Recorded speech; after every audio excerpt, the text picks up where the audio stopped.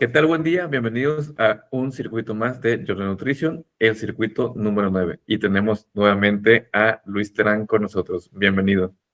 Hola, muchas gracias, Germán. Ya un día más, que espero y que no sea de los últimos, pero pues bueno, ansioso por trabajar el día de hoy. Vamos a ver qué tanto podemos echar, qué tanto podemos hablar. Ya estuvimos hablando bastante entre bastidores, ¿no? Sí. Pero ahorita se viene lo bueno. Vamos a reforzar puntos.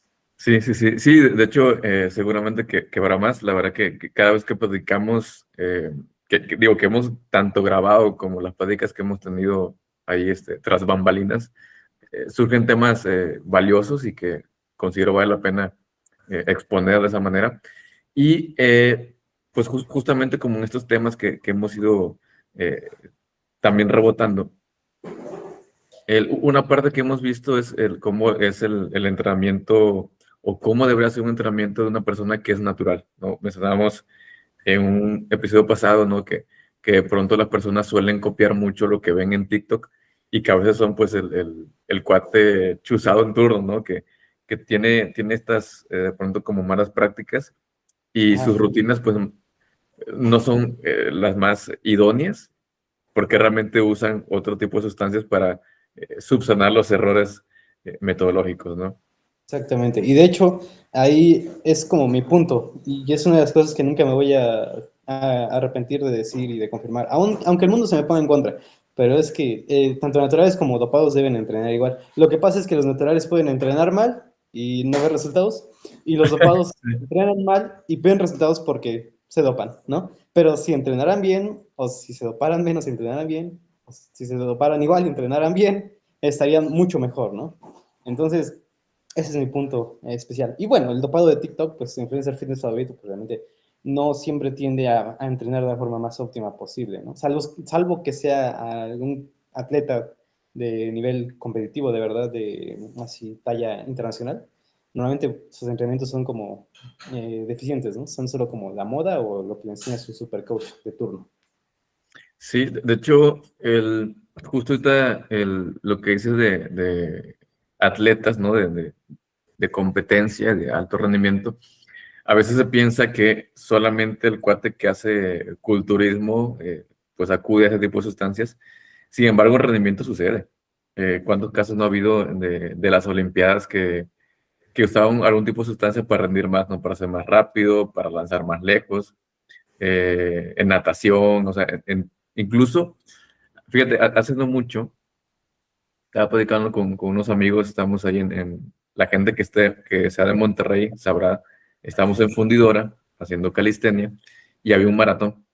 Entonces él decía, bueno, es que eso de maratón, o sea, no tiene nada de músculo, ¿no? Visualmente, obviamente sí se ven más pequeños. Sin embargo, mm, pienso que también es un poquito un error pensar que tienen nada de músculo porque pues hay dos tipos de fibras y creo que algo podemos mencionar ahorita. Pero bueno, básicamente la fibra muscular lenta, que es la de resistencia, es la que trabaja más el maratonista. Entonces, no es que no tengan músculo, es que tienen una fibra distinta que suele ser más pequeña, ¿no? Em, pero bueno, o sea, hay dopaje en todos lados, ¿no? No hay que anicharlo solamente a culturismo, ¿no? Quiero hacer como esta intro. Bueno, no sé si quieres mencionar algo sobre esto o ya empiezo como a Bueno, sí, preguntar más. ¿no? Empezando por el dopaje, perdón. Y es eso, la mayoría de gente como que asocia el dopaje a la hipertrofia. Y de hecho, algo que pasa mucho dentro de la comunidad de la química es de que se piensa que hay sustancias para diferentes funciones en específico, ¿no?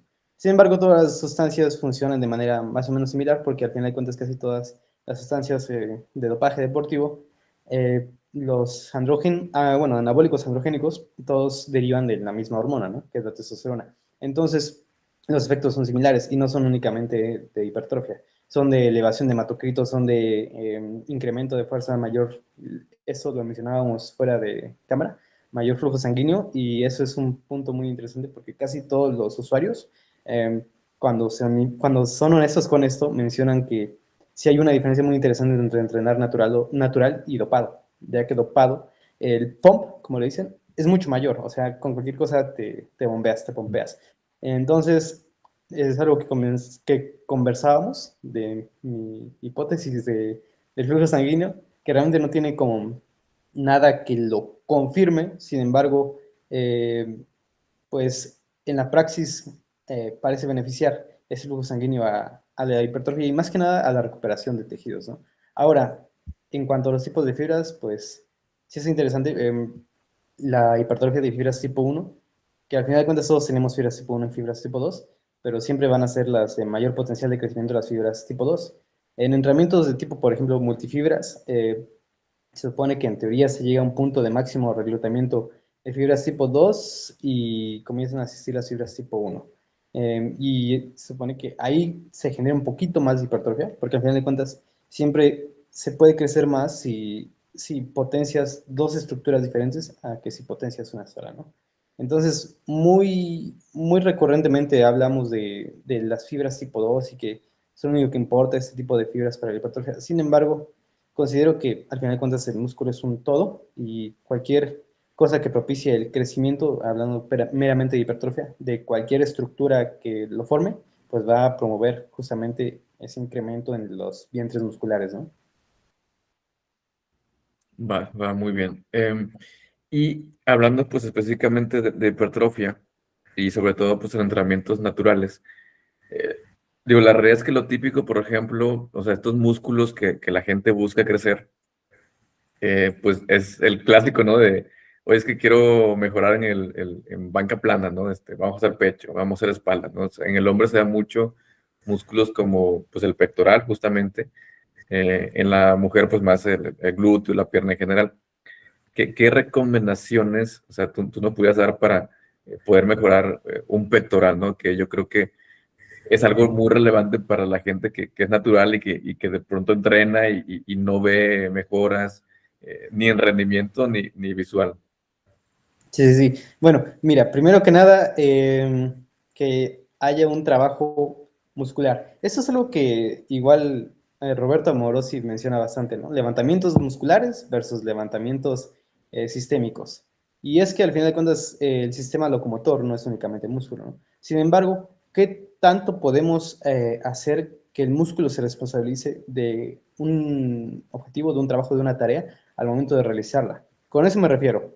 Gran parte del entrenamiento de pectoral, que gira en torno a preses, a empujes, a esta acción de abrazar, por así decirlo, tiene puntos muertos en los que la carga, la tensión mecánica, se distribuye en la estructura ósea o en la estructura sobre tejido no contráctil.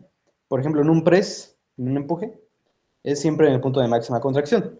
Y realmente aquí también hago un énfasis en un detalle muy interesante y es que, por ejemplo, cuando se recomienda de trabajo para pectoral o trabajo para piernas, por lo menos así más en un lenguaje de bro, siempre te dicen, no, es que tienes que meter no sé cuántas repeticiones, ¿no? Y el rango de repeticiones suele variar mucho, suele ser de entre 6 hasta algunos 20, ¿no?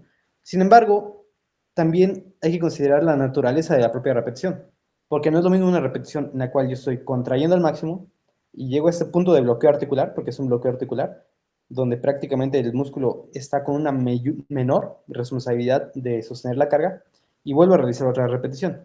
Eso es muy diferente a un press nuevamente en el cual no llego a este punto de bloqueo articular, entonces el músculo sigue siendo responsable de sostener la carga en una mayor medida y continúa haciendo repeticiones. Entonces, podríamos decir que de esta forma, sin llegar a puntos de máximo bloqueo articular, manteniendo el músculo en ese punto de mayor torque, en el punto donde más se responsabiliza el músculo de movilizar la carga, logramos hacer que se haga un mayor tiempo efectivo, un mayor tiempo de puntos de alto reclutamiento muscular, vaya, en un menor tiempo, en una menor duración del esfuerzo, lo cual a su vez genera, pues, ese tema tan de moda ahorita en el fitness científico, ¿no? La fatiga, genera menos metabolitos, genera menos desgaste, menos volumen basura, por así decirlo, volumen basura para hipertrofia. Ese es el primer punto que yo diría, porque hay otro detalle, y es que justamente el pectoral en estudios se muestra que tiende a tener mayor hipertrofia en puntos de máximo estiramiento, máxima elongación. que es de nuevo donde te decía, donde más se responsabiliza por mover la carga en los presses, que es la mayoría de los ejercicios que se consideran para pectoral en estudios y por Jimbro. Sin embargo, no considero que esto sea propio del estiramiento, sino que es más propio de la tensión mecánica que conlleva ese punto de alto estiramiento. En un pectoral, el punto, como decíamos, donde más se responsabiliza el pectoral de sostener la carga, es más cercano a los puntos de máxima elongación, que de nuevo, un músculo no puede llegar a la máxima elongación como tal, porque antes de eso se detiene, dada la forma en la que están las estructuras de nuestro organismo. Para estirar completamente un músculo tendríamos que sacarlo de nuestro cuerpo y estirarlo así, por la fuerza. De lo contrario, llega a cercanías a puntos de máximo de estiración o de máxima contracción en su otro caso, pero nunca llega a puntos máximos, ¿no? Entonces, el rango de movimiento completo realmente no existe y es diferente entre cada persona por la misma diferencia en la estructura y en la disposición de tejido no contráctil. Entonces, para evitar marearnos con todo esto, es que el músculo trabaja en puntos de máximo torque, o en puntos de máxima ventaja mecánica. Al día de hoy, la evidencia científica señala que lo que dictamina qué porcentaje de activación o de responsabilidad tiene un músculo sobre un ejercicio es con base en la ventaja mecánica que tiene en ese ejercicio. Con eso me refiero a que, por ejemplo, en unas extensiones de rodilla o extensión de cuádriceps, como le dicen, eh, es diferente la ventaja mecánica del vasto interno, del vasto externo y del vasto medial con respecto a una sentadilla. De ahí el detalle de que muchos mencionen y muchos consideren en el fin científico que la extensión de cuádriceps es el único ejercicio que permite la activación total del cuádriceps, dada que es el único que le da ventaja mecánica completa al vasto medial. Sin embargo, aquí vamos a otro punto, ¿no? Que es que también existe máxima activación en puntos de mínima ventaja mecánica, pero eso es porque justamente se hace lo contrario. Como es mínima ventaja mecánica, se hace un mayor esfuerzo para compensar con respecto a los otros músculos que están más fuertes en esa posición. Véase los isquiotibiales en un peso muerto con piernas rígidas, donde realmente todo quien lo haya hecho va a sentir que el isquiotibial se súper tensa, ¿no? Y realmente no es que lo estemos poniendo en su máximo punto de fuerza, de ventaja mecánica. Sin embargo, como el glúteo es tan fuerte y la espalda es tan fuerte y están tirando con tanta fuerza y la carga está tan alejada del eje de gravedad, provocamos que el isquiotibial, o bueno, los isquiotibiales lleguen a un punto de elongación ultra alto, ¿no? Que no alcanzamos en los ejercicios, y esto a su vez dispara la tensión mecánica. Entonces, todo lo que es dicho, todo lo que he pronunciado, gira en torno a un concepto, tensión mecánica. Tensión mecánica por alto reclutamiento. O sea, hace pum, pum, pum, pum, en un press. Esos puntos donde más tensión hay en el músculo, no en las articulaciones. De ahí que muchos culturistas como Jay Cutler, por poner un ejemplo, o el propio Ronnie Coleman con sus entrenamientos demenciales, siempre han preferido, o sea, por simple cuestión de neurociencia, han preferido trabajar únicamente en esos rangos tan parciales, pero donde hay mayor reclutamiento y mayor contracción o mayor demanda mecánica en el pectoral. De hecho, considero que todo lo que sea preses no tiene sentido trabajarlo en eso, en el punto de bloqueo. Y para trabajar el punto de acortamiento de pectoral, yo solo pondría cruces de poleas, como así les llaman, o sea, este gesto de abrazar, vaya, y que tenga esa curva de resistencia mayor en el punto de acortamiento. Con que se cumplan esos dos, tensión mecánica en punto de máxima elongación y un trabajo extra en punto de máxima contracción, con máxima tensión mecánica, y progreses en el tiempo y te vuelvas más fuerte en el tiempo. En esos puntos, y hagas volumen de trabajo sobre ese punto, va a generar pues la hipertrofia muscular, el crecimiento de la fibra. Pues ahí lo tienen. Si quieren pectorales más grandes, hay que abrazar más.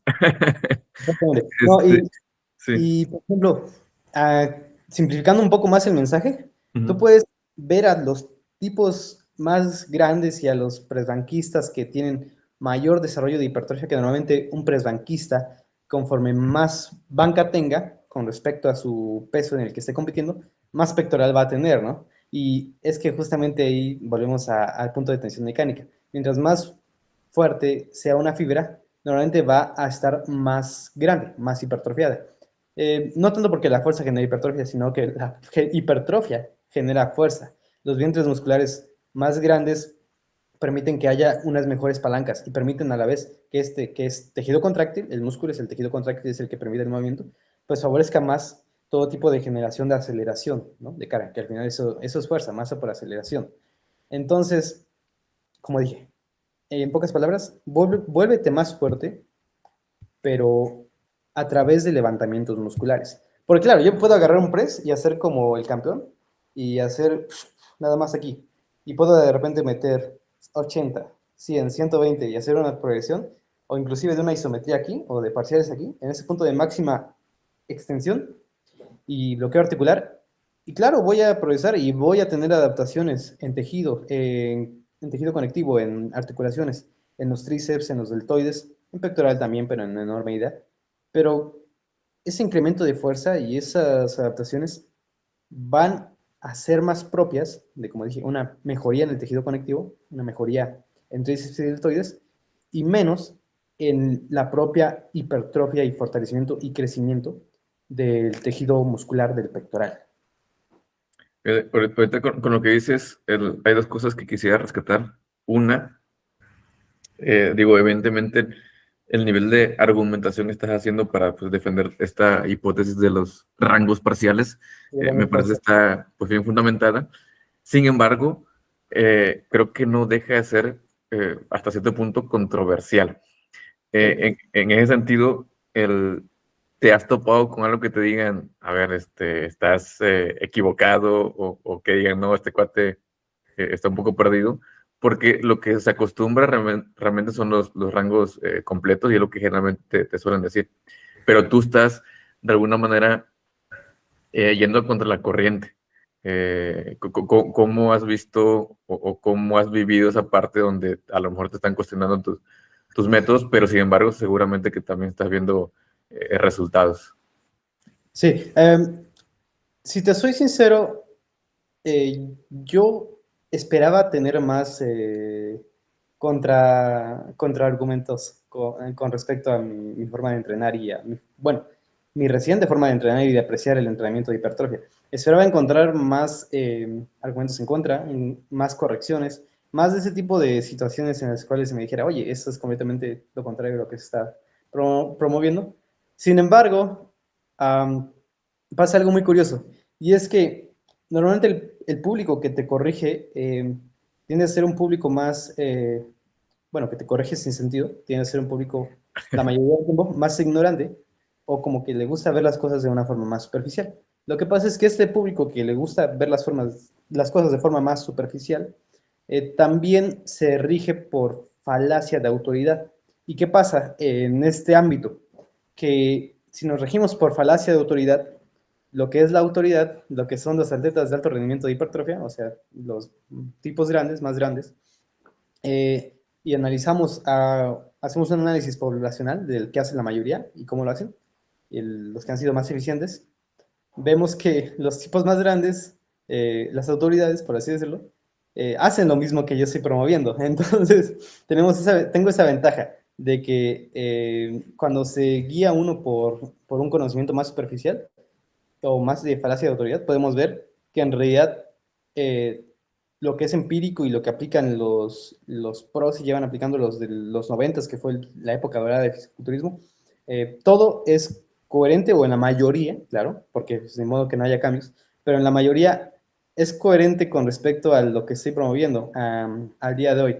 Entonces, por ese aspecto me salvo. Ahora, en el otro punto, de alguien que diga, oye, eso no tiene sentido porque los estudios nos han demostrado que en los puntos de máximo estiramiento son donde más hipertrofia se genera en algunos músculos, no en todos, que el rango de movimiento es lo que más hipertrofia genera, que en realidad la mayoría de estudios, cuando comparan rangos cortos con rangos completos, llegan a la conclusión de que en realidad da igual. Eso es lo que pasa en casi todos los estudios.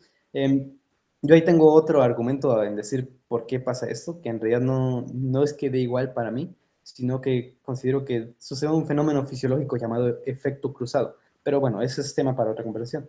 Sin embargo, este tipo de población, como se presta más a la argumentación más sólida, siempre y cuando uno esté dispuesto a compartir la información de forma coherente y dispuesto a responder y a escuchar. Yo trato siempre de hacer mucho eso de promover la escucha activa de la otra persona, aun si sea algo que tú consideres que es obsoleto. Simplemente el arte de la conversación crítica, objetiva y racional permite que no haya como que tantos choques. Y no me he topado con tantos choques, por lo menos, ni en la comunidad más científica, porque permito eso, porque tengo ese criterio y esa capacidad para conversar así objetivamente. Y tampoco en la comunidad, pues más bro, ¿no? Más así como Sí, más superficial, porque ahí, pues por falacia de autoridad, pues yo salgo ganando. Entonces, es como, bueno, me ha ido bien en ese aspecto. ya. Que fíjate que el otro punto que quería ahorita mencionar, bien comentas esta fórmula, ¿no? De fuerza igual a masa por aceleración. Yo la ventaja que le vería a una elongación completa y que incluso ahorita sería necesaria, y le explico por qué. En términos de hipertrofia, la verdad es que con lo que hemos estado comentando y que yo mismo he ido implementando, pues me suscribo bastante a tu idea. Em, en hipertrofia, en términos de fuerza máxima, le veo una ventaja en la elongación, ya que justamente la capacidad de elongar tu músculo a un nivel pues eh, más largo, ¿no? O sea, en una mayor longitud, te permite a la vez hacer una contracción Más de fuerte, un punto extremo a un punto más, o sea, el concéntrico más tienes poder. El mayor efecto. capacidad de hacerlo, ¿no? Ese efecto de Sí, estiramiento y acortamiento. Entonces, ahí habrá una ventaja, sin embargo, no necesariamente tendría que entrenarse en una misma sesión. O durante si hacemos un microciclo dentro de la misma sesión, en una sesión de hipertrofia podías entrenar los rangos incompletos y en otra sesión o al final, por ejemplo, si entrenas tren superior, tal vez puedes pensar en hacer estiramiento del tren inferior para que tus músculos mantengan esa capacidad de elongación. ¿Cómo ves como esta opción para sí entrenar hipertrofia, pero también tener la posibilidad de ejercer fuerza máxima?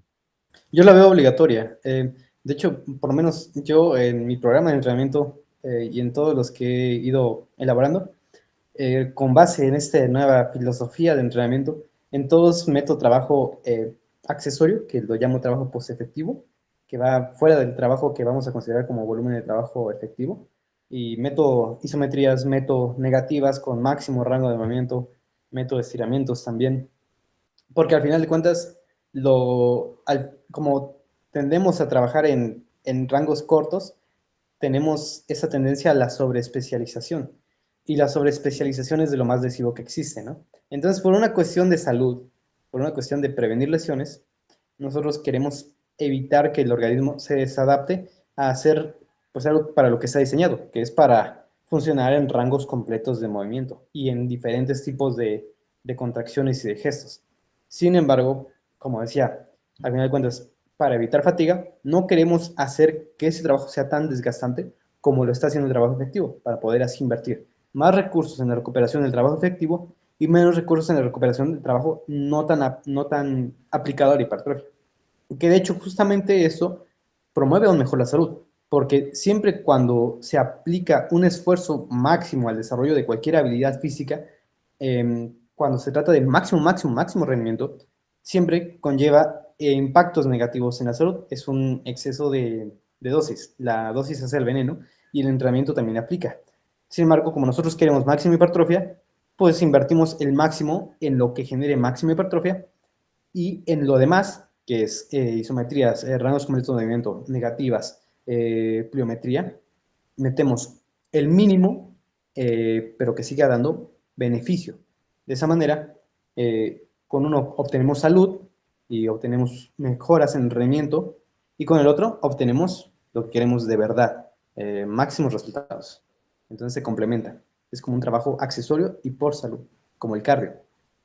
Va, va. Sí, y de hecho está bueno lo que dices porque generalmente a veces como que se pone un poquito de lado la parte de salud cuando originalmente pues el mundo fitness se supone que inició por ser saludable, ¿no? Entonces, creo que es relevante considerar una rutina en función de.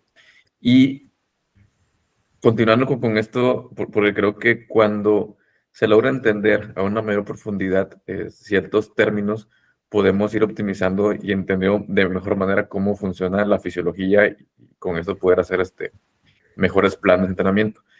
De la misma fórmula, ¿no? Fuerza igual a masa por aceleración. Igualmente en esa parte de aceleración, de pronto en estas tendencias de las que también hemos hablado, salen estas tendencias emergentes de controlar mucho los tempos, ¿no? Que bueno, hay estudios que avalan como ciertos beneficios en activación de fibras musculares, mejoramiento de tensión mecánica, aunque bueno, de hecho, si recuerdo bien, uno de los circuitos pasados hablamos que era más importante, ¿no? El fallo muscular o cercano al fallo que la propia tempo, que ahorita podemos platicar de eso. Pero justo la pregunta y el planteamiento ahorita es, de pronto vemos estos entrenamientos que son como muy lentos en la ejecución. Ujú. Y por otro Matas. lado, gente que dice, oye, es que tienes que entrenar de manera funcional, ¿no? A ver, o sea, ¿qué es funcional y todo eso, no? Pero de pronto ver entrenamientos tan lentos, o sea, realmente con eso estaríamos creando ejercicios o músculos funcionales. Si son valiosos, hay que considerarlos, o tú de plano, ¿sabes qué? O sea, yo sí los descarto del todo o prácticamente del todo, ¿no? Porque al final, si nos vamos a la fórmula, ¿por qué queremos priorizar la lentitud sobre una aceleración? Por poner un caso, ¿no? Sí, así es. Bueno, mira, voy a empezar por lo de entrenamiento funcional, que es un concepto súper bizarro. Sí, Es muy, muy al aire, ¿no? O sea, ¿qué es funcional para quién? De hecho, a mi consideración, mi entrenamiento actual es más funcional que la mayor parte del entrenamiento funcional que se promueve o que se vende en redes sociales. Ahora, el problema, los símbolos bajo tensión. Fíjate, voy a primero hablar desde un punto de vista más neutral y luego desde mi punto de vista. Desde un punto de vista neutral, lo que te mencionaba, siempre y cuando exista sobrecarga progresiva bajo puntos de alto reclutamiento con tensión mecánica, va a existir hipertrofia, ¿no? Entonces, eh, ¿eso cómo se manifiesta en una ejecución de un ejercicio? Bueno, en realidad no importa cómo haga el ejercicio, en realidad no importa qué haga, siempre y cuando haya tensión mecánica en la fibra muscular objetiva, claro, y haya sobrecarga progresiva, me va a permitir hipertrofiarme. ¿Qué pasa si yo hago un tempo controlado, por así decirlo? Pues existe cierto, no incremento en la contracción, porque eso no es cierto. O sea, en un electromiograma nosotros podemos hacer un bíceps, así, bíceps shutdown, una contracción, y, y va a arrojar valores de activación muscular, porque justamente la activación muscular es eso, es cómo se activa la fibra. Y claro, nosotros hacemos un ejercicio lento y va a permitir detectar valores de activación muscular, pues, altos, ¿no? Sin embargo, también si hacemos una contracción explosiva, vamos a obtenerlo. Y si hacemos una contracción pesada a cargas máximas, también vamos a obtener esos puntos de alto reclutamiento. Eh, entonces, ¿qué considero que puede aportar el tempo de hipertrofia? Nada más volumen de trabajo. Y es el mismo volumen de trabajo que puedes obtener de otras formas. Entonces, no estoy diciendo que lo descartes, o sea, si a alguien le interesa, porque permite realizar un ejercicio con no riesgo de lesión, si haces un tempo más controlado, es más difícil que erres la técnica, es más difícil que te lesiones, ese es el principal punto a tomar en cuenta. Sin embargo, habría que considerar que cada repetición conlleva más volumen de trabajo, porque es más tiempo bajo tensión. Que como dije, tampoco tiene nada de malo, siempre y cuando no se haga un abuso de tiempo bajo tensión que comience a provocar inhibición de fibras contráctiles. Entonces, ¿cómo podríamos extrapolar eso a la práctica? Pues bueno, una serie mía de 20 repeticiones, que son 20 repeticiones que se hacen como en 30 segundos, obviamente va a corresponder a una cantidad mucho menor de repeticiones con un tempo de, por ejemplo, 2 y 2, 2 segundos de contracción y 2 segundos de extensión, o sea, de positiva y negativa. Um, entonces, tal vez ahí un tempo de, bueno, un total de 7 repeticiones, 8 repeticiones, conllevaría de forma similar el mismo volumen de trabajo, o quizás un volumen de trabajo efectivo menor porque habría más trabajo en negativa y como ya hemos mencionado, la negativa genera alineación, digo, incremento de sarcómeros en serie, no de forma paralela, lo cual no se traduce en hipertrofia muscular directa. Entonces podríamos considerar que hay un poquito más de volumen basura en ese trabajo con tempo controlado, por lo menos en ambas fases. Sin embargo, pues también habría hipertrofia. Y de hecho, este Robert Castellanos, un fisicoculturista español, hace 9, 8 años llegó a tocar un tema sobre una metodología de entrenamiento. Creo que era algo aplicado en el entrenamiento del tipo Porrow, que es algo que es una herencia de Milos Sarcev, perdón, que es un fisiculturista de los 90, que al día de hoy es un preparador de la más grande élite competitiva. Ahorita está intentando, creo que, coachar a Sergei Danilov, que el otro día hablábamos de él, es una bestia gigantesca. Sí. Mi futbolista favorito porque ha logrado lo que más me gusta y me interesa a mí, que es la ganancia de masa magra, ¿no? Para mí, más allá del fisiculturismo, todo se traduce en ganancia de grasa, digo, de masa magra.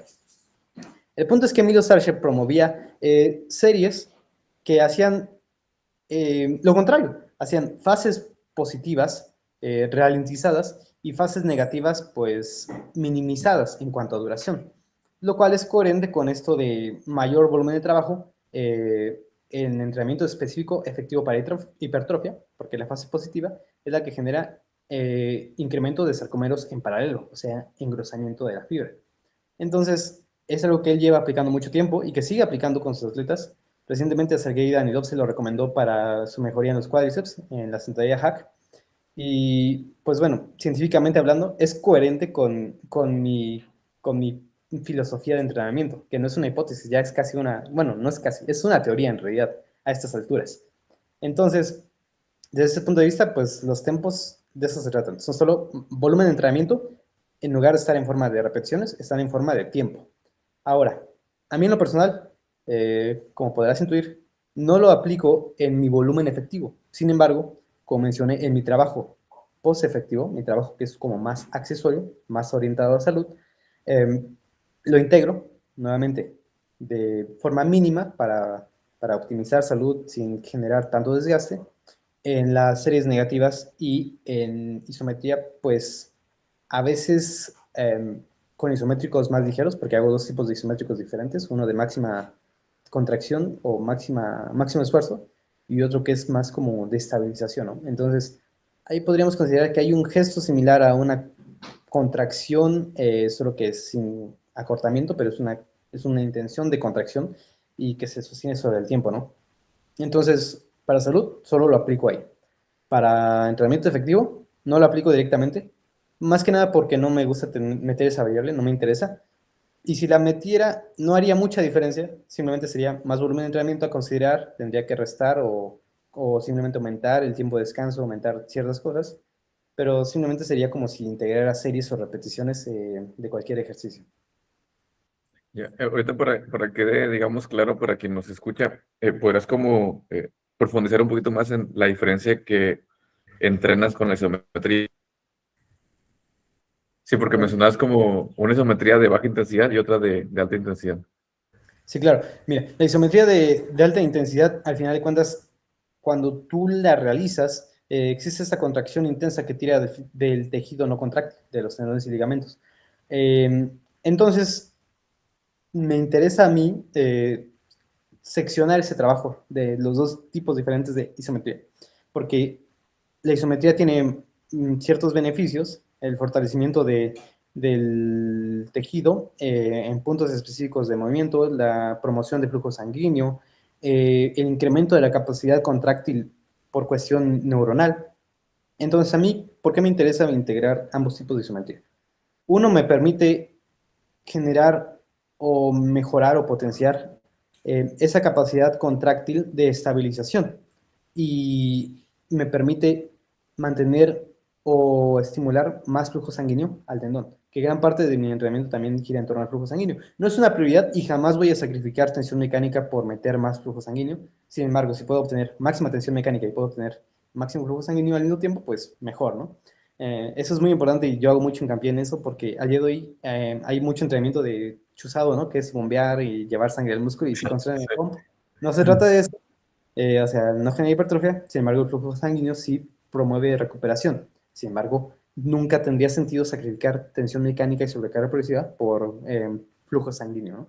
Estrés metabólico le decían antes, pero el estrés metabólico abarcaba más cosas y en realidad per se no genera hipertrofia al día de hoy, por lo menos con base en lo que se sabe al día de hoy, que simplemente genera más necesidad de recuperación. Bueno, eso por el lado de los isométricos de baja intensidad. Ahora, isométricos de máxima intensidad, pues nuevamente propician y promueven que exista la máxima capacidad de contracción muscular, o sea, es una forma de entrenar a tu cerebro para que contraiga al máximo los músculos o mande señales de máxima contracción. Segundo, permite máxima tensión isométrica en el tejido conectivo, lo cual promueve, obviamente, la propia dureza del tejido conectivo, el fortalecimiento. Y pues mientras mejor tejido conectivo tengamos, pues más seguros estamos de lesiones. Y mientras menos lesiones, mejor hipertrofia podemos tener porque podemos seguir entrenando más tiempo, ¿no? Entonces eso para mí es muy importante. Y había un tercer factor. La capacidad para generar contracciones máximas sobre fatiga. Como mencionamos, como está el fitness científico al día de hoy, hace mucho hincapié en la fatiga y sí, etcétera, etcétera. Es cierto que la fatiga es negativa, pero entonces no tenemos por qué huir de la fatiga porque curiosamente el trabajo más estimulante también tiende a conllevar más fatiga. No es fatigue maxing porque nosotros podemos hacer un trabajo Sí. con fatiga y que no genere nada de estímulo, pero si haces un trabajo con mucho estímulo, va a haber fatiga. Entonces, estos gestos isométricos de máxima intensidad, después de toda la sesión de entrenamiento completa, permiten promover esta capacidad neuronal para seguir generando activaciones fuertes a pesar de estar sometidos a fatiga muscular. Entonces, esos serían como que todos los puntos por los cuales integro isometrías. Ya, fíjate, a mí me gustaría agregar un cuarto.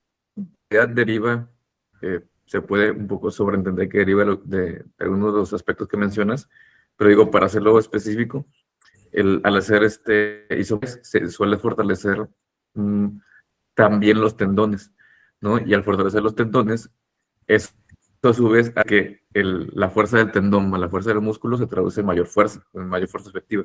Entonces, si tienes mayor fuerza, es un mejor recurso para trabajar la hipertrofia, ¿no? Entonces, creo que ese es un beneficio que se obtiene también de hacer isometría y a veces se deja de lado, ¿no? Pero con todo esto que dices de flujo sanguíneo y yo también veo al lado de la fuerza, sí me parece un recurso interesante para incluirlo en las rutinas. Sí, por ejemplo, en arm wrestling lleva años siendo aplicada en los propios programas de entrenamiento, sesiones o temporadas enfocadas al máximo flujo sanguíneo en músculos. Esto es, lo que hace es que como hay paso sanguíneo del corazón al músculo, este flujo sanguíneo promueve un riego sanguíneo en el tendón y en los ligamentos. Y lo que pasa es que en el arm wrestling, las fuercitas, las luchas de brazos, generan mucho desgaste y mucha fatiga y mucho daño tejido conectivo. Entonces, es una forma de contrarrestarlo, porque este mayor riego sanguíneo promueve una mejor recuperación del tejido conectivo, promueve más salud del tejido conectivo, de los tendones y ligamentos. Entonces, como te digo, pues es esta sinergia que, que ya se aplica desde hace muchos años, desde hace décadas, solo que yo lo que estoy haciendo es argumentarla. Sin embargo, podemos ver nuevamente, guiarnos por falacia de autoridad si queremos, y salgo ganando porque los mejores lo aplican y les da beneficios, y no solo en el fisiculturismo, sino también en el wrestling y en otros deportes de fuerza. Entonces, es coherente empírica y científicamente. Sí, y es que justamente a veces lo que sucede cuando la gente quiere, digo, yo también tengo un perfil bastante científico, pero cuando uno se excede en la parte científica y quiere forzosamente encontrar siempre una evidencia científica para decir que algo funciona, yo creo que se está exagerando un poco porque que no existe evidencia no quiere decir que no funcione, a menos que haya evidencia que no funcione. Entonces, al final la ciencia se basa también en lo que uno ve, en lo que uno experimenta. Bueno, no solo visual, ¿no? Pero en general lo que uno experimenta para en función de eso crear hipótesis y luego si se hace un experimento se valida o se descarta la hipótesis. Entonces, creo que en términos de deporte en general, no solamente de culturismo, ahorita también la parte de lucha de brazos, eh, hay cuestiones que en la práctica se ven, pero no hay un estudio. La ventaja de que si hubiera un estudio, digo, en la práctica vemos cómo funciona, pero si hubiera un estudio, pudiéramos entender mucho mejor los mecanismos y con eso optimizar y aplicarlo a otras partes, ¿no? Esto que dices del entrenamiento de flujo sanguíneo, a mí verdaderamente se me hace muy interesante porque em, es otra manera de reconciliar el ejercicio de fuerza o de pesas con la salud. ¿Por qué? Porque tú al mejorar la oxigenación, o sea, si tú mejoras el flujo sanguíneo, mejoras la oxigenación.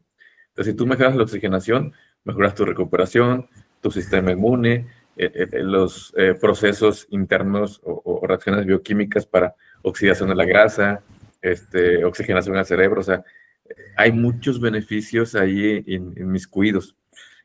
Por otro lado, digo, ahorita se me fue qué era lo que comentabas exactamente, pero me llegó a pensar que cuando uno entrena, sí, ya me acuerdo, hablabas del volumen de trabajo, cuando estabas hablando de los tempos. Entonces, si yo quiero meter aumentar el tiempo de ejecución con un tiempo más extenso, pues yo estoy metiendo más volumen de trabajo y si ya tengo un volumen de trabajo X, tendrá que compensar.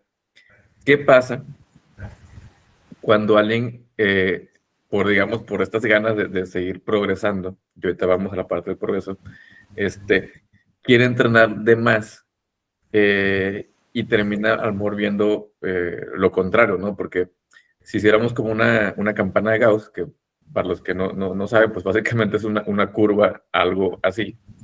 Entonces, aquí será tu pico de máximo, ¿no? Tu óptimo. Y en este punto tienes iguales resultados, pero aquí esforzándote poco y aquí esforzándote más.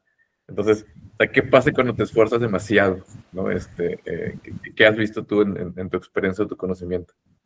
Mira, si sigues dentro de esta campana de Gauss de esfuerzo y resultados, y digamos que maximizas tu grado de esfuerzos, sin embargo, se permite la recuperación, en realidad lo único que va a pasar es que vas a seguir progresando, solo que digamos que hay un punto, y eso igual científicamente pues tiene fundamento, tiene forma de comprobarse, hay un punto donde incrementas, puedes ir incrementando el trabajo efectivo, el volumen de trabajo, todos los recursos que aplicas a obtener no solo hipertrofia, cualquier cualidad física, y maximizas eso y comienzas a tener rendimientos decrecientes.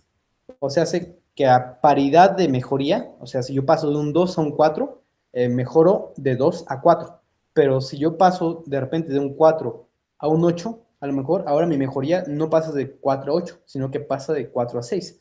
Y yo quiero pasar de 8 a 16 en cuanto a recursos aplicados y a lo mejor ahora mi mejoría, mis resultados, no pasan de 4 u 8 a 16, sino que pasan hasta tal vez 10, ¿no? Entonces estoy invirtiendo 16 por 10. O sea, por ponerlo desde un punto de vista más comprensible. Entonces, llega un punto donde si estoy maximizando todos los estímulos de hipertrofia, que es justamente lo que estoy haciendo ahorita mismo, es lo que yo busco personalmente y me ha estado funcionando excelente, porque justamente lo maximizo, pero me estoy recuperando y lo estoy sobrellevando y estoy obteniendo los resultados máximos. Sin embargo, si hiciera la mitad, no estaría obteniendo la mitad de los resultados que estoy obteniendo.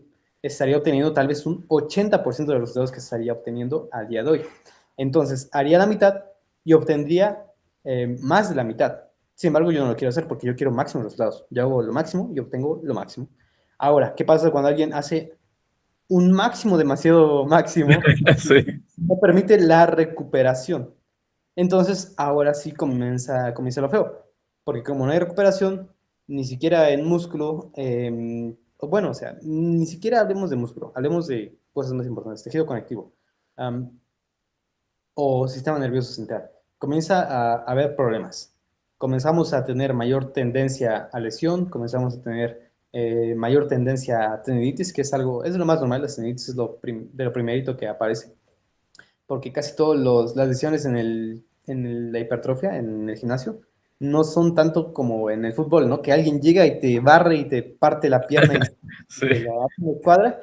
Y en cambio en el gimnasio es como, son de repente, como que me duele un poco el hombro, pero no me importa porque caliento y me siento bien. Y lo sigo haciendo algunas semanas y de repente me va doliendo más y más y más, hasta un punto en que me inhibe seguir entrenando. Pero yo quiero seguir entrenando y comienzo a hacer cosas que no promueven la recuperación, sino que solo ignoran el problema o lo tratan de evitar para seguir medio que progresando, solo que más limitado, ¿no? Entonces, Las lesiones en el gimnasio son más que nada por eso, por un sobreentrenamiento con una mala recuperación. Que realmente el sobreentrenamiento no existe. Lo que existe es la infrarrecuperación. Siempre y cuando tú te recuperes, pues vas a poder entrenar más y más y más. O sea, yo perfectamente podría estar entrenando en frecuencia 2 mensual y podría estar progresando, tal vez menos, a decir verdad, o tal vez más, quién sabe, pero podría estar progresando siempre y cuando me recupere y no tendría por qué lesionarme, por lo menos no por ese tipo de situaciones de tendinitis, de daño muscular, de sobrecarga de tejido conectivo, o no tendría por qué estar presentando problemas tal vez en el sistema nervioso central crónicos o que se extiendan más del día del entrenamiento, como puede ser insomnio, como puede ser ansiedad, taquicardias, que son otros síntomas del sobreentrenamiento, porque justamente el entrenamiento genera estímulo en el sistema digo, en el sistema simpático, en el sistema nervioso simpático, lo cual es propicia toda su generación de adrenalina, generación de ansiedad, de estrés, dificultad para conciliar el sueño. Entonces, es algo que es un círculo vicioso porque tú estás sobreentrenando, tú te generas ansiedad, insomnio, entonces te infrarrecuperas, sigues sobreentrenando, te comienzas a generar más daño en tejido conectivo y a la vez este daño en tejido conectivo y este daño muscular que no se recupera hace que comiences a deformar o a hacer compensaciones técnicas involuntarias en las contracciones musculares, lo cual conlleva aún más desgaste en tejido conectivo y en músculo y a la vez te impide, bueno, no estás permitiendo recuperarte bien a nivel del sistema nervioso central, entonces te terminas desvelando más, terminas con más ansiedad y tu organismo tiene que desviar recursos para recuperarte de pues, el entrenamiento en lugar de compensar, en lugar de promover el crecimiento y las adaptaciones.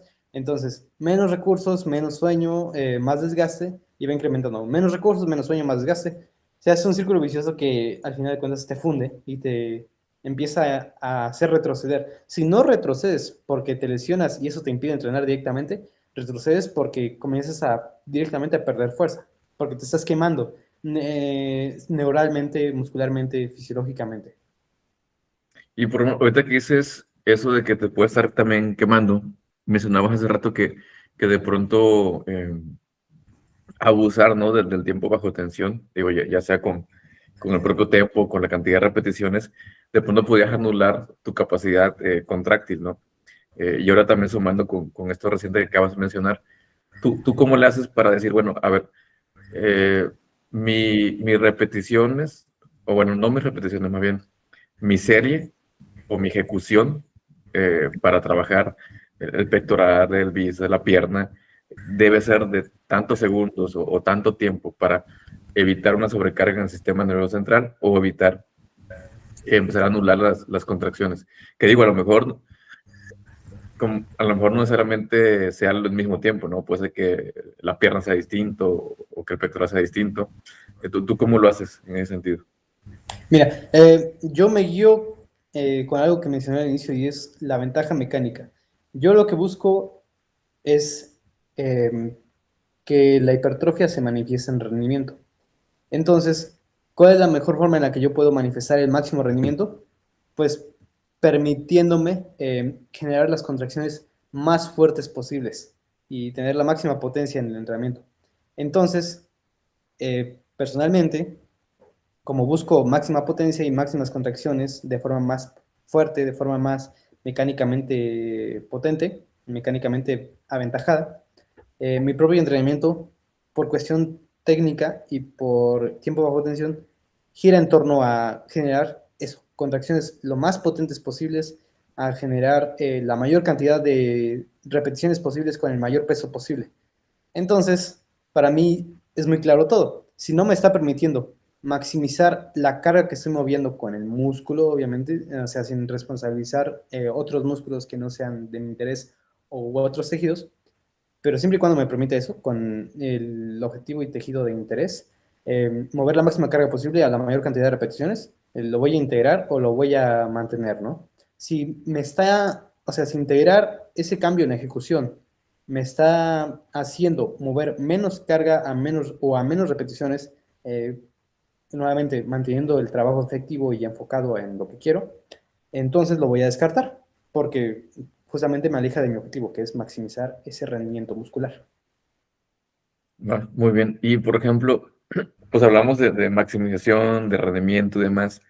Y como lo básico que la gente habla es, pues, esta progresión, ¿no? En el peso o el volumen de trabajo. Eh, pero cuando simplemente intenta hacer una progresión lineal, lo más común es que termine en un estancamiento.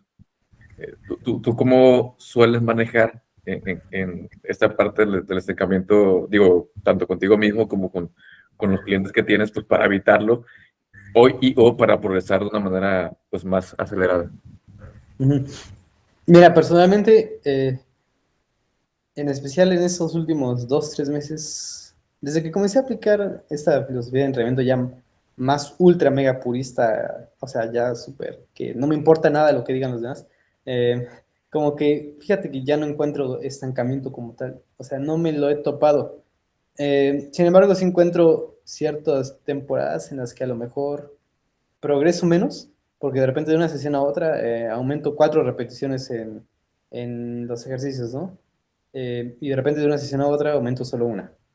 Entonces, lo que hago, lo primero es directamente evaluar si me estoy recuperando del todo del entrenamiento. Porque una cosa es recuperarte del daño muscular, luego recuperarte del tejido, bueno, el daño del tejido conectivo. Después de eso, ahora, invertir más recursos, que es lo que hace el organismo, en generar las adaptaciones fisiológicas, o sea, en hipertrofiar la fibra, en endurecer el tejido conectivo. Entonces, hay una cantidad de recursos necesarios para recuperarse y una cantidad de recursos necesarios para adaptarse. Si yo veo que no estoy progresando como quisiera, mi primer planteamiento sería disminuir un poquito las necesidades de recuperación y así permito que haya mayor aplicación de recursos en la adaptación. Me tengo que recuperar de menos, tengo que limpiar menos, tengo que reparar menos y me puedo centrar más, o bueno, mi organismo se puede centrar más en fortalecer, en construir, ¿no? Entonces ese sería lo primero que hago, evaluar el volumen de entrenamiento y tal vez reducirlo, si es que considero que sea lo apropiado. Si no, voy a otro punto y es ver qué está mermando la recuperación. Puede ser, a mí me pasa mucho personalmente, los problemas de sueño suelen ser como que mi principal punto débil en la recuperación. Bueno, vamos a probar a reducir el volumen de entrenamiento o a aumentar 2 días de descanso, 1 o 2 días de descanso para que no solo haya recuperación muscular, sino también neuronal, porque es muy importante. Y vamos a probar ahora a arrancar con el programa de entrenamiento, tal vez con una menor cantidad de volumen. Y vamos a ver cómo respondo en el sueño, hasta que llegue un punto donde se estabilice mi sueño y mi descanso y mi recuperación. Y entonces de esa manera puedo ver que, o sea, puedo comprobar, porque en realidad no tenemos forma de saberlo, no tenemos ningún aparato que nos permita saber, estás haciendo de más y tienes que cambiar eso. Sí, Todo gira en torno a la experimentación.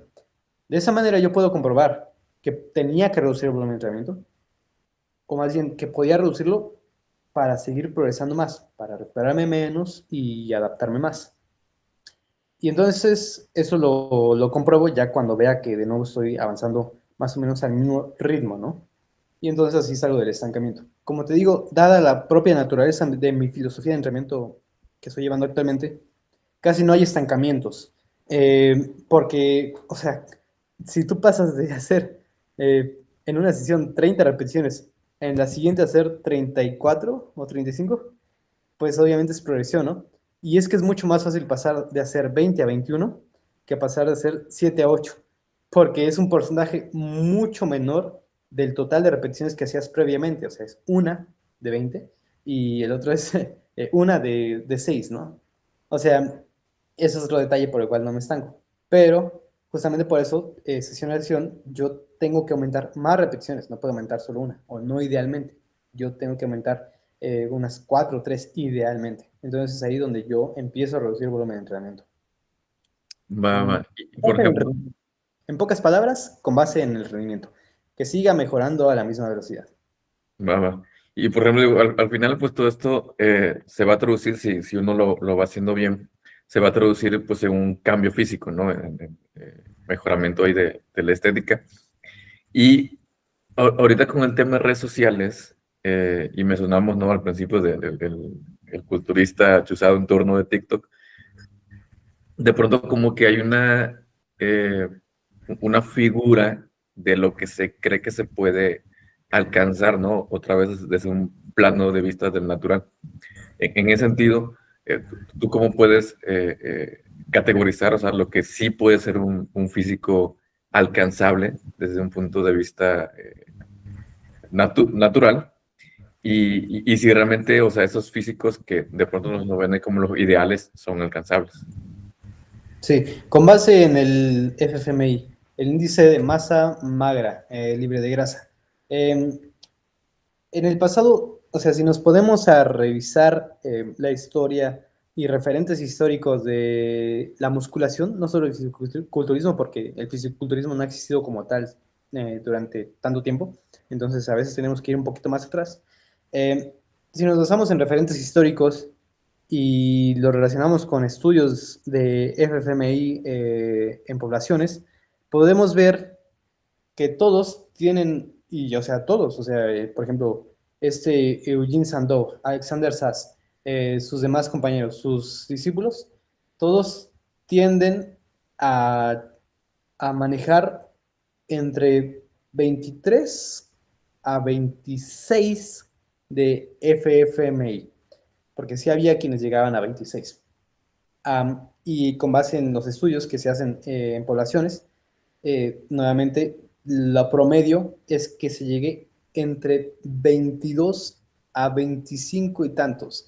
Um, a lo largo del tiempo se ha ido, o sea, entre los que hemos estudiado el FFM y todo eso, nos han enseñado que el límite es 25. Sin embargo, eso es un límite ideal, porque en los estudios al final se redondeaban y se redondeaban a 25.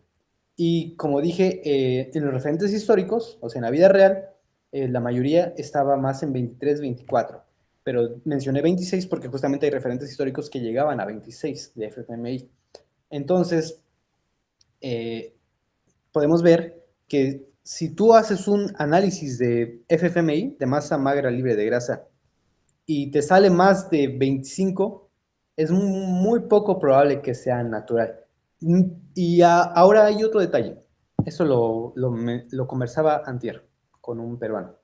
uh, si es coherente el tiempo entrenando, con la forma en la que entrena, con su FFMI, o sea, vemos que cumple con estas tres coherencias, entrena bien, lleva tiempo entrenando correspondiente al desarrollo que tiene, o sea, bastantes años, porque nuevamente hay leyes de rendimiento decreciente. Esto a casi todos los novatos les pasa, que empiezan a entrenar y comienzan a progresar muy rápido. Y dicen, no, si me puse así en un año, en 2 años me voy a poner como Schwarzenegger, ¿no? O en 3 años voy a ser Mr. Sí. Olympia.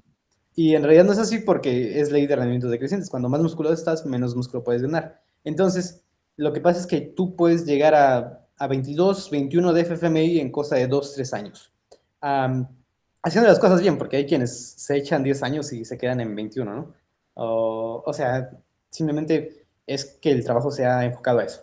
Ahora, para llegar de 22 a 24, tal vez te tome el doble, tal vez 4 o 6 años, o sea, entonces aquí de repente estamos hablando ya de 8 años entrenando. Llegar a 25, 26 tal vez se tome el doble, tal vez otros 10 años, entonces terminamos hablando de 18 o 20 años entrenando para llegar a un 26 de FFMI, idealmente, y siempre y cuando se cuente con el tiempo a tu favor, como este peruano con el que estaba analizando, que tiene 51 años y está con un FFMI como de 24, y de hecho ni siquiera es el límite natural, ¿no? El límite natural, como mencioné, idealmente es 25 y por algunos referentes históricos llega hasta 26, ¿no? Pero bueno, es coherente el tiempo de entrenamiento que lleva con su estado de salud, con la forma en la que entrena y con su pues, composición corporal, con su masa magra libre de grasa, que le arroja es un FFMI de alrededor de 24. Entonces, es muy probable que sea natural. Siempre va a ser probable que no lo sea, porque para saberlo tienes que vivir con esa persona y ver cuando se pica o cuando no se pica, pero es Sí. probable que sea natural. Entonces, ¿cómo podemos saber si alguien no lo es? Primero, el FFMI. Si tiene un FFMI de más de 26, Es muy poco. No, es improbable, es imposible que sea natural, ¿ok? Los referentes históricos más extraordinarios llegaban cuando mucho a 26, cuando mucho. Puedes decir, no, es que el día de hoy la tecnología, bueno, no existe tanta diferencia en cuanto a la calidad de los entrenamientos de las élites del pasado con respecto a las élites del presente. O sea, sí hay diferencias, pero tampoco son tan extraordinarias. Siempre, como dije, hay tensión mecánica, sobrecarga progresiva, puntos de alto reclutamiento, volumen de trabajo. Entonces, no creas que va a ser tanta la diferencia. Y en cuanto a cuestiones de salud y en cuanto a entorno hormonal anabólico, de hecho era mejor antes. Entonces, pues terminamos viendo que la balanza está más o menos equilibrada y entonces los límites de antes tienden a ser más o menos los límites de ahora, 26 de FFMI. Entonces, si alguien pasa de 26, casi seguro no es natural, sino es que seguro que no es natural. Sí. Y si alguien pasa del 20, o sea, si alguien está en esos números tan altos, 25, 24, 23, pero no es correspondiente con su forma de entrenar o con el tiempo que lleva entrenando o con su estado de salud, porque nuevamente la salud, en especial natural, está directamente relacionada con qué tanto nos podemos muscular. Mientras mejor salud tengamos, más nos podemos muscular, mientras peor salud tengamos, menos nos podemos muscular. Eso no pasa en dopados porque los dopados, pues, al final de cuentas, a pesar de que puedan sí o no tener salud, pueden compensar porque las hormonas las obtienen desde afuera, no las tiene que producir su organismo. Entonces, si es coherente con tiempo entrenando, salud y FFMI, entonces probablemente sea natural. Entonces, igual estas transformaciones de 17 a 19 años, que es una pandemia y es pues algo triste y algo que habría que cuidar y corregir. Supongo que no va a ser por mucho, supongo que esto ha sido como un boom y comenzará a bajar, porque yo ya he visto que ha comenzado a bajar, de adolescentes, vaya, que están de repente llegando a 24 o 25 de FMI en 2 3 años. Y pues bueno, eso es incoherente, ni siquiera con referentes históricos extraordinarios. Y otro detalle muy interesante, porque ahorita, al día de hoy, en redes sociales todo el mundo tiene buena genética. Bueno, en realidad, en la vida real, los que tienen genética de élite no duran naturales, porque casi todos los que tienen genética de élite se dan cuenta de que tienen genética de élite y dejan de ser naturales en cierto punto, porque saben que pueden llegar más lejos. Y porque natural tú, o sea, no le importas a nadie. Entonces, esos serían como mis puntos a tomar en cuenta. ¿Qué tanta masa muscular tiene? FFMI. Es con base en estatura, porcentaje de grasa corporal y peso corporal. Hay calculadoras en internet para quien quiera buscar. Sí, sí, ahí ponemos una en la descripción para quien se interese pueda hacer su cálculo. Em, Fíjate que impactante y hasta peligroso, ¿no? Eso que dices que o sea, si eres natural, a nadie le importas. O sea, es el camino a donde hemos llegado en el nivel de toxicidad que hay en el ámbito. Digo, es hasta cierto punto lamentable, podríamos pensar. Sin embargo, lo que yo pienso también, digo, la química, este tipo de productos, ¿no? Los que usan para este tipo de ayudas. Al final del día, creo que el problema mayoritario es que no hay tanta información en los gimnasios sobre los posibles efectos secundarios, eh, las dosis correctas, por así decirlo, porque al final no es lo mismo una persona de 2 metros que alguien de 1,60, ¿no? Y suelen recomendar dosis similares. Y el problema de esto es que pues no sabes por dónde va a llegar el efecto y al no tener la información, pues no puedes ejercer tu derecho de tomar una decisión informada. Yo creo que ahí es donde parte del problema, ¿no? Sí, y aparte son dosis, o sea, aquí en México son dosis exageradísimas, ¿no? Que no es el peor país, a decir verdad. Hay países como Brasil o como la India, donde las dosis son aún más exageradas, ¿no? Pero aquí en México sí siguen siendo dosis muy exageradas. O sea, ¿quién? Jonathan Padilla, un mexicano, fisiculturista mexicano, el otro día comentaba eso en un seminario, que aquí en México la gente somos atascadísimos, ¿no? O sea, yo no lo sé, pero hablo por el fisiculturismo mexicano, como mexicanos somos atascadísimos, y los brasileños son aún más atascados, ¿no? Entonces, las dosis son altísimas y no son coherentes con los resultados físicos que se tienen, justamente por lo que mencionaba. El entrenamiento es deficiente o no es tan óptimo como podría serlo. Óptimo de cara a maximizar las ganancias, ¿no? Porque puedes hacer lo óptimo mínimo por buenos resultados o lo óptimo máximo por máximos resultados, ¿no? Entonces, estamos hablando de aquí de cantidades, no sé si se pueden mencionar cantidades, ¿sabes? No lo voy a hacer por cuidar el podcast, ¿no? Sí, Pero, o sea, tal vez triples de lo que corresponde a cantidades que usan otros con FFMIs mucho más altos. Por ejemplo, este Sergei Danilov, las cantidades que él usa, excluyendo su uso de HGH, pero las cantidades de los anabólicos androgénicos que él usa son cantidades que usan algunos aquí en México o algunos en Brasil, pesando, pesando 60 kilogramos menos que él, ¿no? Entonces es lo que te digo, o sea, qué salvajada. Obviamente habrá siempre excepciones, habrá siempre quien rompa la regla, quien sea de uso bajo y tenga resultados coherentes, pero la verdad es que aquí la gente se atasca, ¿no? Igual por la propia ignorancia y por el propio desconocimiento de que en realidad esas cantidades son exageradas. O sea, es innecesario que se jodan tanto la salud, ¿no?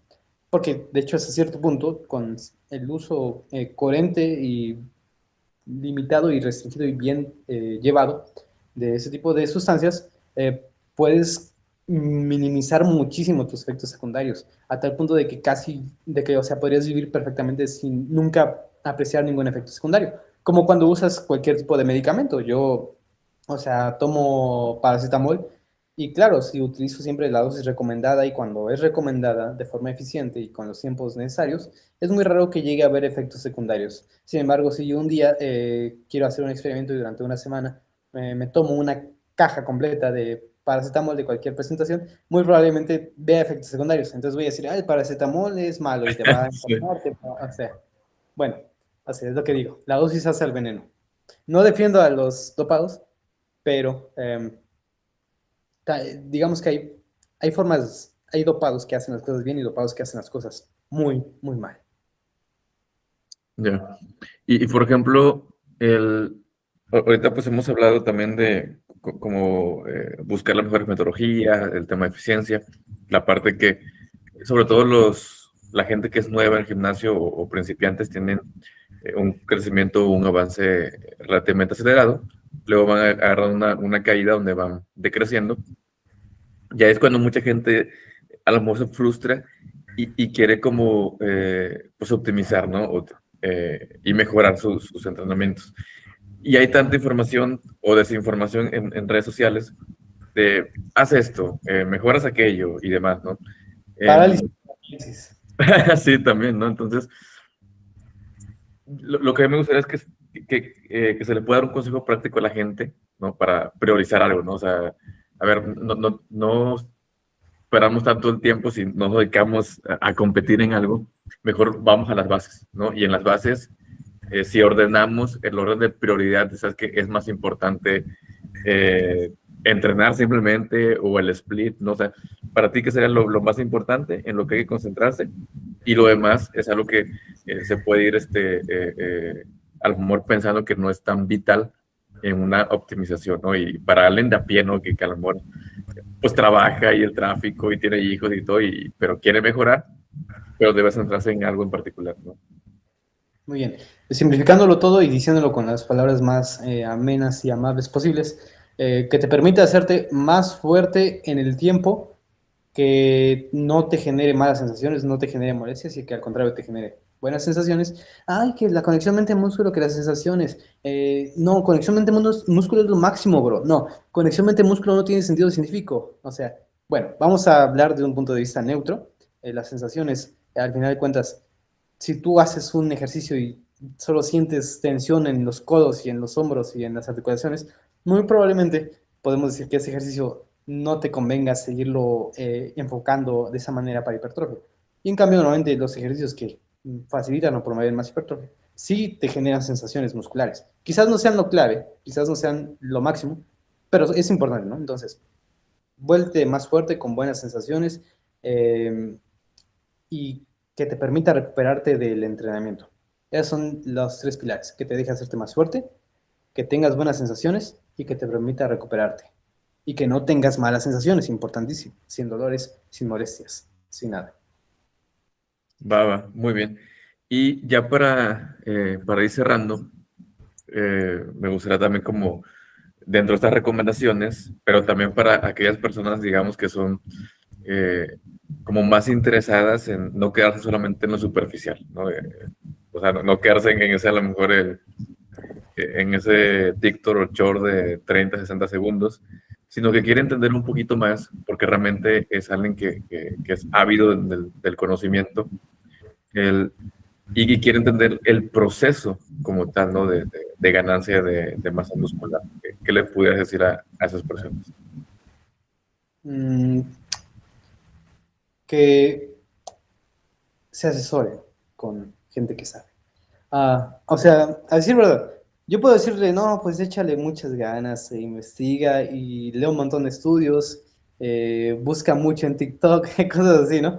Pero la verdad es que mi recomendación general sería que encuentres a alguien que de verdad sepa y que sepas que esa persona sabe y que no lo diga y que no suene a que sabe, ¿ok? Porque perfectamente yo hoy te puedo haber hecho un montón de cosas y puedo decir, este brother sí sabe y todo, pero quizás en realidad solo es pura charlatanería, ¿no?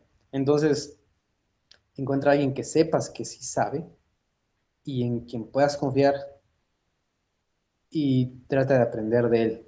Y si tienes que pagar algo, porque el conocimiento de verdad no está de a gratis, te recomiendo que hagas la inversión. Y ya después puedes agarrar bases de conocimiento, agarrar bases de esto tiene sentido por eso y aquello y eso funciona de aquella forma. Y también que te informes sobre cómo funciona fisiológicamente el organismo. Bueno, ya con base en eso, ya podrás comenzar tú a discernir por tu cuenta y teniendo capacidad de comprensión lectora, eh, que sí y que no realmente está funcionando para, en este caso, la musculación. Y también con base en qué están haciendo los mejores. Y lo que están haciendo de verdad, no lo que te muestran en a lo mejor el blog especial de entrenando con no sé quién, no. Lo que hacen de verdad progresivamente día a día. Entonces, sí te recomiendo que encuentres a alguien que sabe. Y te recomiendo que encuentres a alguien que esté en el medio competitivo y que trates de aprender de esas dos personas. Sí, fíjate que eso que dices de también poder, o sea, tener la capacidad de discernir de lo que lees, porque muchas veces, no solamente en esos temas, ¿no? De una manera general, dicen, pues lee, ¿no? Pero, a ver, ¿qué voy a leer? ¿Qué información debo leer? Y luego, si tú solamente lees, pero no eres pues un análisis, no hay no hay un entendimiento, pues va a servir de poco. O sea, tienes que, una, seleccionar bien la lectura. Dos, comprender si esa lectura tiene, digamos, el sustento correcto, porque hay de lecturas a lecturas. Pues no todas tienen el mismo valor. Es algo que de pronto se tiene miedo de decir, pero honestamente no todas las lecturas tienen el mismo valor. Y hablando incluso de un artículo científico, ¿no? Porque hay que pensar en las metodologías que usaron para hacer el estudio, si son válidas o no son válidas, o por ejemplo, regresando a esos temas de hipertrofia o ejercicio en general, o salud incluso, de pronto tú ves que son sectores son principiantes, ¿no? Entonces, no puedes de una manera tan directa extrapolar los beneficios que vieron unos principiantes y quieres usar esa rutina para alguien avanzado, o por edades, o por género. Entonces, hay que aprender a discernir para saber si eso si tiene validez de entrada de ese conocimiento y seguido si tiene validez para lo que estoy haciendo o para lo que lo quiero aplicar, ¿no? Sí, claro. Es el típico estudio, ¿no? De principiantes, de 3 semanas de estudio y detectamos que hubo un crecimiento de 1 centímetro en el bíceps. Y en realidad es puro edema muscular por el propio entrenamiento, ¿no? O aumentado el porcentaje de grasa o lo que sea. O como esos estudios, ¿no? De voy a utilizar química. Bueno, aquí, nuevamente, como yo mencioné, que sabe Germán que yo a veces como que estoy en desacuerdo con algunas cosas que pone, por ejemplo, este Roberto Morosi, ¿no? Él menciona mucho eso, el estudio en el que utilizando química y sentándote en un sofá, como él dice, ganas músculo, ¿no? Bueno, realmente esos estudios hacia esa ganancia muscular de verdad es de masa magra porque, por ejemplo, ¿qué sustancias usaron? Hay ciertas sustancias que en realidad son muy conocidas y que tú puedes directamente, por ejemplo, preguntarle a ChatGPT, que ChatGPT al final de cuentas sirve como para ver más o menos cómo es que está pensando la mayor parte del Internet. Le preguntas a ChatGPT y te va a decir que no, tiene este ratio de androgénico anabólico. Y en la realidad, cuando tú lo analizas científicamente bien, te das cuenta de que en realidad no es así, de que en realidad solo propician la acumulación de líquidos y solo propician el incremento de glucógeno intramuscular y grasa intramuscular y líquido intramuscular y solo te hinchan. Y entonces de repente ganas 4 o 5 kilogramos que en realidad no son de músculo o de otras sustancias, igual que son para diabéticos, que no voy a mencionar aquí, pero es una sustancia que se utiliza en el fisiculturismo, igual que le gusta tanto ahorita a los fisiculturistas de la vanguardia, que solo se hinchan y cosas así. Entonces, nuevamente, una cosa es lo que te dice el papel y otra cosa es lo que te dice el análisis de verdad. Y bueno, entre papel y papel, ¿no? O sea, papel. El estudio de una semana, 3 semanas, principiantes, avanzados, viejitos que tomaron testosterona y incrementaron su testosterona en un 300%. Sí, incrementaron un 300% porque su testosterona base era de 200, ¿no? Bueno, claro, si tú tienes una testosterona libre de 1000, no vas a incrementar a 3000 por tomarte tu tonka talí o tu ashwagandha, ¿no? Entonces, muchas cosas a tomar en cuenta. Excelente. Pues fíjate que ha sido una charla, me parece bastante interesante y la verdad es que no esperaba menos. Y pues bueno, seguramente alguna persona tal vez quiera pues saber dónde puede contactar contigo. Ya lo hemos compartido por este medio, pero nuevamente si nos puedes compartir tus redes sociales, como quiera yo las pongo aquí en la descripción. Y también si quieres comentar algún mensaje final, pues adelante. Bueno, mi Instagram, mi único Instagram, mi única red social, abierta y pública, es revenant.117, como el jefe maestro. La verdad es que ya voy a comenzar a subir contenido ahí en inglés también, y va a ser contenido más científico, o sea, ya meramente científico. Era un blog personal, una especie de cuenta personal, ahora ya es una cuenta de divulgación científica. Entonces, ahora sí te puedo prometer que quien vea este video, si va a esa cuenta, va a comenzar a encontrar contenido de ese estilo, ¿no? Entonces, revenant.117 y mi correo electrónico, pues, no sé si compartirlo. Sí, a lo mejor te lo paso y Sí, lo sí, pueden lo puedes aquí abajo. compartir. Sí, sí, Ajá. sí. Entonces, aquí abajo pueden encontrar el correo electrónico en la descripción del video. Y Va. un mensaje, ah, criterio, tengan el criterio para hacer las cosas, hagan lo que les funcione, pero que les funcione bien. ¿Y cómo sé si me funciona bien? Bueno, con base en los estándares, ¿no? Lo estándar así de buen rendimiento, que se considera alto rendimiento, es esto, es aquello. No solo hipertrofia, estoy hablando de cualquier cosa. Entonces, si veo que lo que estoy haciendo me está llevando a tener los estándares a ideales, entonces lo estoy haciendo bien. Lo estás haciendo bien. Y si no, encuentra a alguien que te enseñe a hacerlo bien. Excelente. Pues muchas gracias a todos los que se quedaron hasta el final a escucharnos. Para ellos, pues seguramente puede ser muy interesante todo lo que se mencionó. Va a ser seguramente interesante también seguir a Luis en su Instagram, que ahí los estaremos poniendo. Y por supuesto, pues también agradecerte a ti por el tiempo y toda la conversación que estuvo súper interesante. Y pues ahí nos vemos la próxima. Nos vemos. Hasta luego. Hasta luego.